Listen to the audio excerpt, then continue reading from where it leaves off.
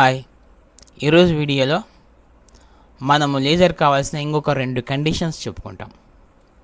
ఏంటి ఆ 2 కండిషన్స్ అంటే, అసలు లేజర్ గురించి ఏం చెప్పారు సార్? లేజర్ ఎలా ఏర్పడుతుందో చెప్పాం. ఎలా ఏర్పడుతుంది? స్టిమ్యులేటెడ్ ఎమిషన్ ద్వారా ఏర్పడుతుంది. ఎటువంటిది? కోహరెంట్ లైట్ ఏర్పడుతుంది. ఎందుకు సార్ కోహరెంట్ లైట్ అంటే, 2 ఫోటాన్స్ ఎమిట్ అవుతాయి. ఆ 2 కూడా ఒకే ఫేస్లో ఉంటాయి. దీన్నే కోహరెంట్ అంటాము స్టిమ్యులేటెడ్ ఎమిషన్లో.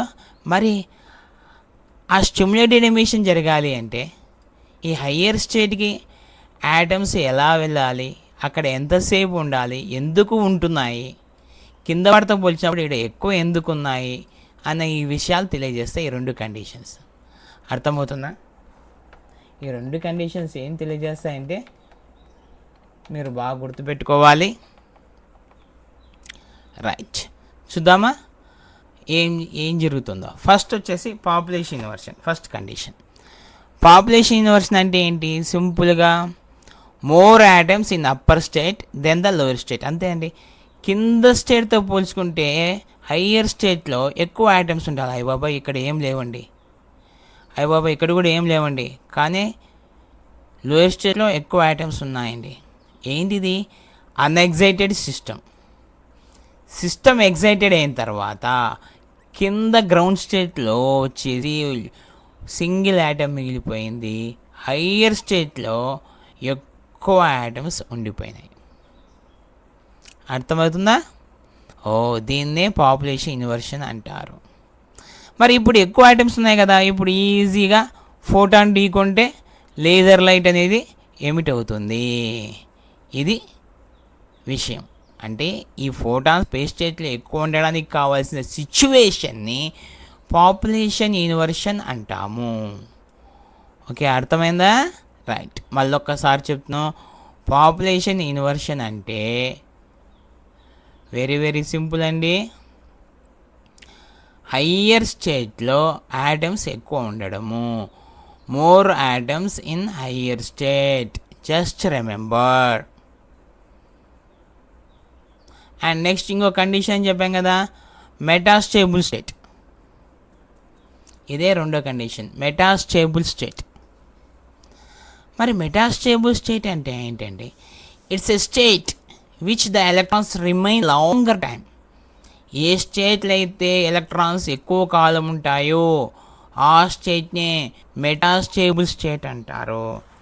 మనం ఎక్కడైనా ఊరికి వెళ్ళామండి, అక్కడ ఎక్కువ రోజులు గడిపామంటే అది నచ్చింది, అక్కడ ఎక్కువ కాలం ఉండాలనిపించింది. అబ్బా, నాకు ఎవరైనా అడిగితే నా ఫేవరెట్ ప్లేస్ ఏంటంటే స్విస్ లేదా మీ పిల్లకాయలు గోవా. ఎందుకు అక్కడ నచ్చుతుంది, ఎక్కువ కాలం ఉండాలనిపిస్తుంది. అర్థమవుతుందా? రైట్, ఇక్కడ కూడా అంతే. Electrons remain longer time. ఏ స్టేట్లో ఉంటే ఆ స్టేట్ని మనం ఏమంటామండి? ఖచ్చితంగా మెటాస్టేబుల్ స్టేట్ అని అంటాము. Okay, right. ఇక్కడ డయాగ్రామ్స్ కొంచెం అబ్జర్వ్ చేద్దామండి. ఇక్కడ 3 ఎనర్జీ స్టేట్ని డ్రా చేశాను. ఓకేనా? 3 ఎనర్జీ స్టేట్ని డ్రా చేసిన తర్వాత ఇది గ్రౌండ్ స్టేట్, ఇది అప్పర్ స్టేట్, ఇది కూడా అప్పర్ స్టేట్.